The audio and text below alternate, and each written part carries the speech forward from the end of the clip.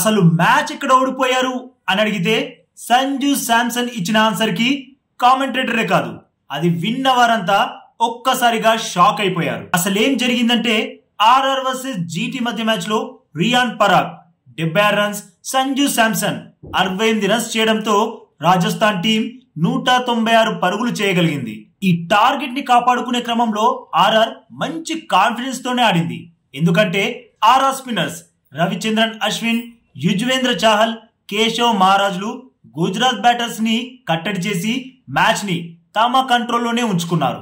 కానీ చివరి 2 ఓవర్లలో 35 రన్స్ చేయాల్సిన టైంలో గుజరాత్ పించ్ హిట్టర్స్ రాహుల్ తివాతియా, రషీద్ ఖాన్లు విజృంభించి మ్యాచ్ ని మలుపు తిప్పేశారు, గుజరాత్ టీం ని గెలిపించేశారు. ఇక ఈ సీజన్ లో ఓటమి లేకుండా దూసుకెళ్తున్న రాజస్థాన్ కి బ్రేకులు వేసి వాళ్ళకి ఓటమి రుచి చూపించారు. ఇక ఈ మ్యాచ్ తర్వాత మరి ఎక్కడ మ్యాచ్ చేజారిపోయింది అని శాంసన్ అడిగితే సంజు చివరి బంతికి అని టక్కున సమాధానం ఇచ్చాడు.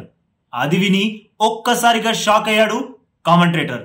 తర్వాత తేరుకొని అవునా నిజమా అన్నాడు. దాంతో సంజు ఆనెస్ట్ గా చెప్పాలంటే ఈ టైంలో ఈ మూమెంట్ లో మ్యాచ్ ఎలా ఓడిపోయాం అన్నది చెప్పడం చాలా కష్టం.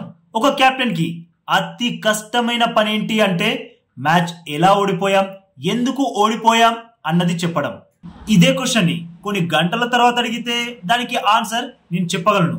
అయితే ఈ విజయంలో గుజరాత్ టైటాన్ ప్లేయర్స్ కి కూడా క్రెడిట్ ఇవ్వాలి. మేము బ్యాటింగ్ చేస్తున్నప్పుడు ఓ 180 రన్స్ చేస్తే చాలు ఫైట్ చేయొచ్చు అనుకున్నా, కానీ మేం 196 పరుగులు చేసేసరికి పక్కాగా మ్యాచ్ గెలిచేస్తాం అనిపించింది. గ్రౌండ్ లో ఎలాంటి మంచు లేదు, వికెట్ కూడా చాలా డ్రైగా ఉంది. ఇక మాకున్న బౌలింగ్ వనరులతో ఈజీగా మ్యాచ్ గెలిచేస్తాం అనుకున్నా, బట్ గుజరాత్ బ్యాటర్స్ సూపర్బ్ గా బ్యాటింగ్ చేశారు అని అన్నాడు రాజస్థాన్ రాయల్స్ కెప్టెన్ సంజు శాంసన్.